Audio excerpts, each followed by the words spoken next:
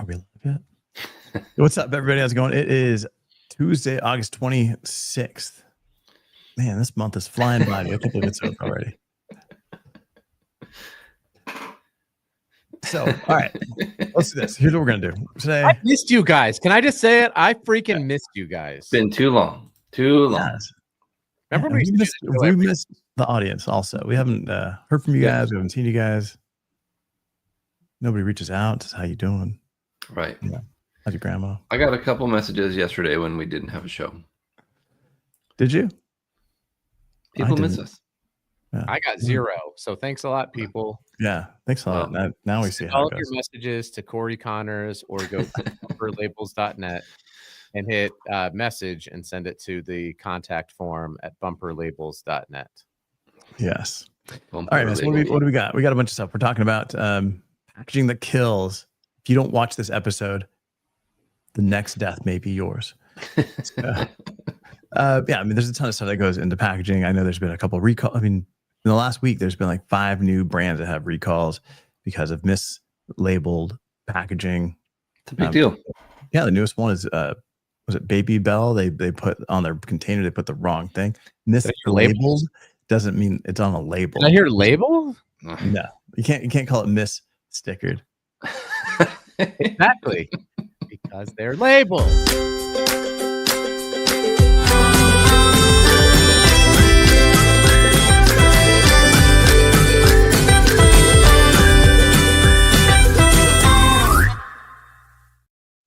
All right. August 28th is the grand opening from 11 to 1. Nice. And where is this going to be held at? What? Oh, you know what? If you wouldn't have cut me off, maybe you would have gotten that information. All right. Then nobody's going to go. No one show up to Salt Lake City at 2590 West Directors Road because you cut me off. I'll be there. Oh, dang it. You'll be there. I can't be there. I was going to be there, but I can't be there. I know. You're just trying to get your foot in the door. Yeah. Missed the show yesterday. Had pretty drastic accident. Quick surgery. All good. Moving forward. You never notice. All right, guys. So let's kind of get. We've been out for a little bit, and I know we've talked about kind of slowing the show down. I think we'll start kind of slowing the show down a little bit, but we're going to stick to Fridays, stick to Wednesdays for sure. For Can We Solve It? I think we're going to hit Mondays as well for full recap, and then if we've got something cooking, we'll share it on a Friday. I think we'll kind of do some fun stuff. Yeah. I think and you know what? If a Tuesday or Thursday sounds fun, like if you wanted to, I don't know, if we wanted to do the show live with myself and Corey on the 28th of August, we could do that if we wanted to. If we had time. If we could go to Bed Bath & Beyond, maybe Home Depot. I don't know if we'll have time. Yeah. But yeah, we're going to have a little bit of grace on ourselves because every day, friends and family, every day is a lot of packaging content. Oh my gosh. All right. Well, lucky for us today, nobody's watching. So yes, we can talk about whatever we want to. Absolutely. All right, man. So talk to me. How do these things happen? I know we've covered this a little bit, but I think it's generally a communication issue, right? Someone more specifically on the line of production isn't communicating with the rest of the team. You know, Mm-hmm. Oh, we're going to switch over. It's time to change out this for that. We're switching to gluten-free, whatever the case may be, and you don't tell the whole crew. Avelio, what happened when you say this? Oh, hey, what's up, Gene? What's up, Gene? Gene had my favorite. I just released a new episode, like 13 packaging mistakes designers have to avoid, and I love all the. I had a bunch of designers submit a bunch of their complaints, their pet peeves that they see on packaging. Gene had my favorite. I went nuts on editing Gene's clip. Was it label related? Dude, I thought it was. I laughed. I thought it was so funny. But go check it out. I even sent it to Gene. I'm like, dude, you gotta check this out. This is so good. What is the story that we're talking about, though? What is the story that we're talking about? Basically, the mislabel. Yeah, but it was which- for Bluebell. Okay. Right. So Bluebell ice cream, it recalls their packaging because of a little bit of a mix-up. Their containers didn't have the information printed on it, which was for their Millennium Crunch ice cream. It contains a bunch of nuts in there. Millennium. And they didn't call out all the different allergens in the ice cream. Was this because I didn't read the article? I mean, I read it. I totally read what you sent to me, Avelio. Every word. I did not. As it turns out, I'm preparing for a grand opening celebration on August 28th from 11 to 1 here at Label King, Salt Lake City. I said it already. I think I already said that. So the complete issue was that some of the packages, and this goes to the same thing that we had with like the Celsius, whatever it was. Some of the packages that were marked chocolate chip cookie dough actually filled with Millennium Crunch, which does have all those different nuts inside of them. So you might get chocolate chip cookie dough and it's full of nuts, and you're allergic to nuts. Which can cause a death. You like nuts. Yeah, which is really scary. I mean, so this is not a printing issue, meaning it's not like they forgot to include something, because that falls on proofing and regulatory and compliance typically. This is everything was printed correctly. They just didn't do the proper line clearance or whatever. So how does that? All right. So how does that happen on the fill side? I don't do a lot of filling. So what happens? Just typically there's a work instructions at various sites, so that need to be followed. You've got to get everything, especially when you're changing over from, in this case, it sounds like chocolate chip cookie dough to this one, right? Millennium Crunch. There's going to be an SOP or a it's utterly delicious. Just Millennium. I won't do that again. So normally there's going to be a standard operating procedure. You have to follow the instructions in order to clear the line, and it's incredibly important because this is in fact a life or death situation, right? For a lot of people, and so somebody didn't follow the directions, and then typically there's a supervisor that will come in and sign off. That person also didn't.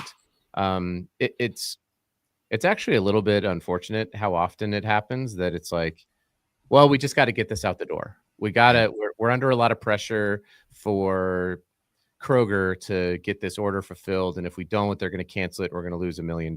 So I know you're going to follow your normal thing, but just get it done.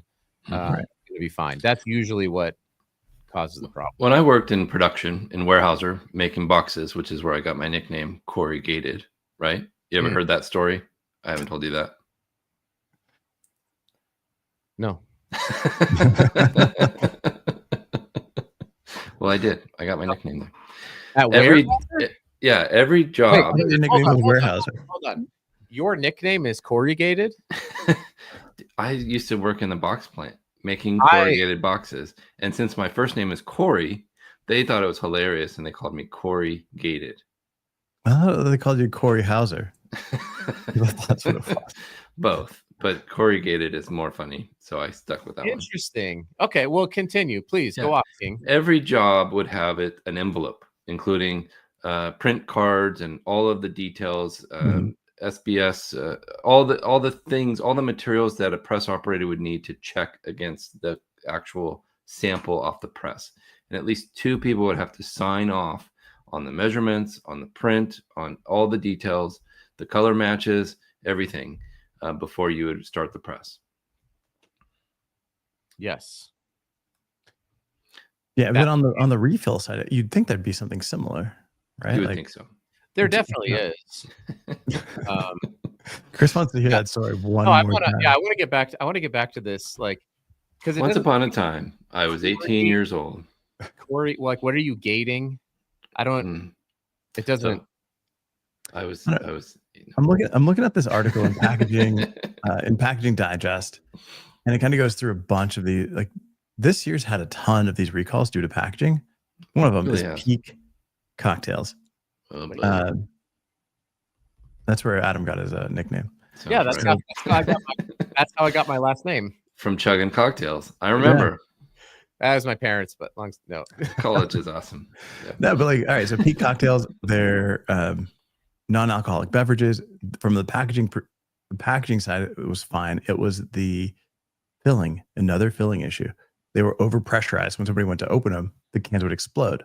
So those had to be recalled. Peak Then pressure. there was Dinty Moore. This was a big one in May. They contained foreign material in the cans. Again, filling issue. Specifically, the material that was contained in the soup was pieces of wood. Mm. Wood. What's the problem? But there was another one for Cargill Meats where they had like pork carnitas. And then those were recalled because It was salmon. same thing. There was foreign materials It was too mild. in the pork carnitas, pieces of metal, you know, it just Now needed that's- extra iron. Now that doesn't make any sense because most food filling places, like one of the last things they do is run it through a metal detection, Right. which is Not Very anymore. valuable. It's a required piece of Or equipment. whatever it isn't it? was. yeah. I mean, mean- you got one that we talked about where they put booze in the Celsius cans. Well, obviously you can't do metal detection when you're running aluminum because that's not gonna work, right? Yeah. But for food or like flour and stuff like that, like it gets filled. Mhm. And then this is why there's a lot of like stand-up pouches that will use like a EVOH as the barrier instead of a foil for the barrier, is because when it gets filled, it's going to go through metal detection, and if it has foil as the barrier, you can't detect if there's metal inside of the pouch or the whatever it is. That's a good point. Yeah. No, Thank I mean, there's just been a ton. Well done, Adam. I might have made that up. I'm not exactly sure. It sounds realistic. So Yeah, we're going to but- believe you, Thank you. for today. When you say things with confidence, Mhm. that's why they call you confidence gated. So confidently. That's where I got my nickname. Yeah. Corey. Oh, man. Corey Confident. the Conman Connors. That's because you're a confident guy. That was my brother's name in high school. Oh, that sounds like a different story. Yeah. Uh, It's a whole thing. We don't talk about Bruno. No. Bruno Connors. We don't have to have that conversation. yeah. No, So I his don't name know. was Craig.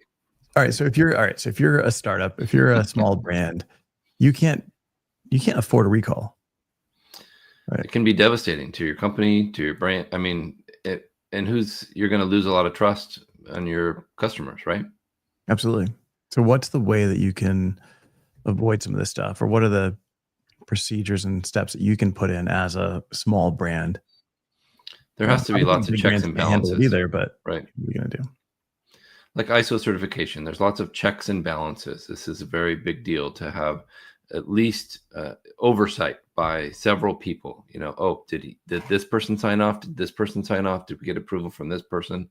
In production, these kinds of things are very necessary and valuable. I would say find a good contract manufacturer or co-packer. Ask them for all their quality documents. Ask them for their standards, and then ask them to talk to 5 other customers to see if they've ever had any issues with that particular, even if it's a minor issue. Yeah. Right. You're looking for process failures, not if it's a big catastrophic issue, then you're not going to talk to those customers because they're not going to be customers anymore. They're either out of business or they've already made the move. Right. So if it's like, oh yeah, we had a few times where this happened, or it wasn't a big deal, but we had made a rebrand and they put old labels on and everything was fine. It just kind of messed up our rebrand a little. Look for those kinds of stories because that's going to highlight inconsistencies in their process. Mhm. And then go ask the contract manufacturer, the co-packer about that. Now, if you're going to make stuff on your own, then probably bring in a consultant, especially if it's food or beverage, something that's going to be consumed or vitamins or something like that. you absolutely have to get a consultant to come in and help you understand how to set up your own manufacturing processes. Because if you do it on your own, you're going to learn very, very, very expensive lessons, and it could put you out of business, to be honest. Yeah, and Gene has a good point here. With these startup brands, sometimes they just grow faster than they can handle, and these processes are built to kind of deal with that growth. So even though, with best intentions, so you get some of those errors that happen. Need to get Gene on the show, I think. Gene was on the show. He was on the show, Corey. Where was I? Busy. We called him Port Norigated. Porrigated. Poor Gene-igated. Yeah. No, but as I'm looking through like all the different articles on food recalls, like there's been stuff from Trader Joe's, there's stuff at Costco, there's like butter, there's ice cream, like all these different things. And it seems like it's happening quite a bit. And as a lot of these packaging companies are closing, a lot of these co-packers are closing, they're being like either downsized or they're being like bought up in all those in the process of absorbing another company. A lot of the processes sometimes go by the wayside. There's miscommunication that happens. Systems don't talk to each other. So being especially a lot of tribal knowledge gets lost. Like you have to really pay attention to what's going on with your product, because you're responsible for that. Obviously, they make a mistake. There's lawsuits and ways for them to mitigate, but it's your brand that gets hit, not the co-packer. Right. I would say you need to systematize your tribal knowledge as best you can. Right. So we talk about Spec Right a lot, but that idea was like, this always lived. If you've seen their margarita pizza commercial, it's like it always lived in like this one person's office. Yeah. And it's like that person is oftentimes not motivated to systematize their information, because that's job security. So it's like, we want to download everything into a system so that we don't need you is not exactly a message. It's like, hey, Melvin, can you tell us everything you do? Right. But what would you say you do here? Right. And I've been in a lot of printing facilities, obviously. And a lot of times it's like, oh, well, what happened with this? Because I worked for very large companies. It's like, well, why did this get out the door? It's like, well, normally it's Tom who runs the press. And Tom knows that when we mix the ink, we've got to add a little bit more of this color in. And it's like, oh, was that ever updated on the file? It's like, no, because that's just what's always happened, right? That is like this is how we always did it, right? Process is like, this is just how we've always done it. And so anytime you have a process, I would just say, like, for manufacturers, for contract manufacturers, co-packers, printers, whoever it is, be constantly looking at your process. And it's a delicate balance, I think, too, because sometimes you'll have these companies that buy up another company and they're like, we have the best processes, but they overburden the company that they just purchased. And then that puts that company out of business because they try to change too fast. This happened at a company. We bought a facility, WS Packaging in Rochester, New York.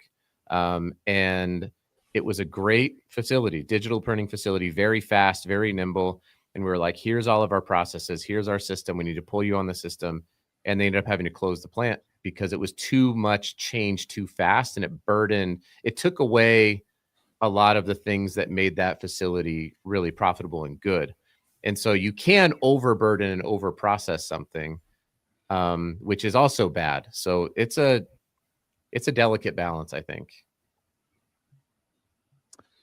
Are there concerns with the different layoffs that are happening within some of these government organizations like the FDA? There's been massive layoffs at the FDA, like 4,000 laid off or somewhere near that number, that these recalls won't be happening? Or is it that, as the number of these recalls rise, we don't like the number of the recalls, so we can... That's a good question. How does the recall start, right? Who in the chain says, oh, recall? Is it the grocery store? Is it the consumer? So like a brand will be doing an audit and they'll say, uh-oh, we didn't do this, right? Mm-hmm. There are voluntary recalls that, because at the end of the day, it's the brand that is going to be hurt the most. Yep. The FDA is not hurt the most if there's a recall. They're not incentivized to have too many or too less recalls, right? It's just a thing that happens, right? If you're a brand and pairs of scissors are showing up in your pork tenderloin, that can put you out of business very fast. And so people don't like that. No. There's big giant QA departments that are going through this stuff with a fine-tooth comb all the time. And if they see an issue, they try to catch it early. They try to catch it in distribution. Like, they're the ones who are most incentivized. So I would guess that there's other problems with if a consumer identifies an issue, they can contact the FDA. Correct. The FDA then can issue a recall, right? Like a level 1, level 2, blah, blah, blah. And there are auditors from the FDA and the USDA that go out to stores, right, to check product and to make sure. And there'll be less of, so I would say that an increase in recalls could happen because of reduction in staff in the FDA, because those audits maybe aren't taking place as often, or the USDA.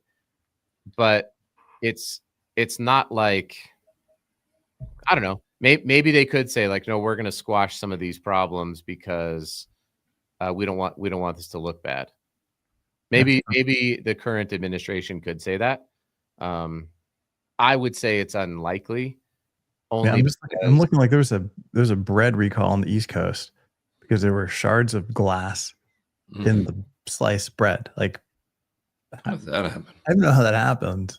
Yeah, guys, real quick though, I just got this text.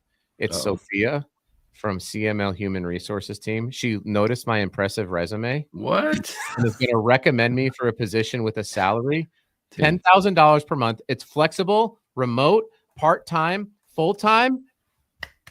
Daily work hours are 60 minutes. Congratulations. My hours are measured in minutes. Oh my gosh, hang on. I have to WhatsApp this person. Looking forward to hearing from you. Be sure to send them your social security number. Yeah, and your credit card. Okay, at Corey Gated. You just have to be 22 years or older. That sounds great. And you get 15. Barely miss a cut. Sorry, how can I say no to this? Sophia, if you're watching, thank you. Also, call me. Yeah. Hit up Corey Gated on the WhatsApp. That's right. All right, guys, we're going to wrap this up. This got a little out of hand. Thanks so much. We'll see you guys tomorrow. Tomorrow is Can We Solve It? Yes. Brought to you by the awesome team at SmartSolve. If you're interested in soluble packaging, what is soluble packaging? Dissolvable. What? Soluble. Someone can get a shirt.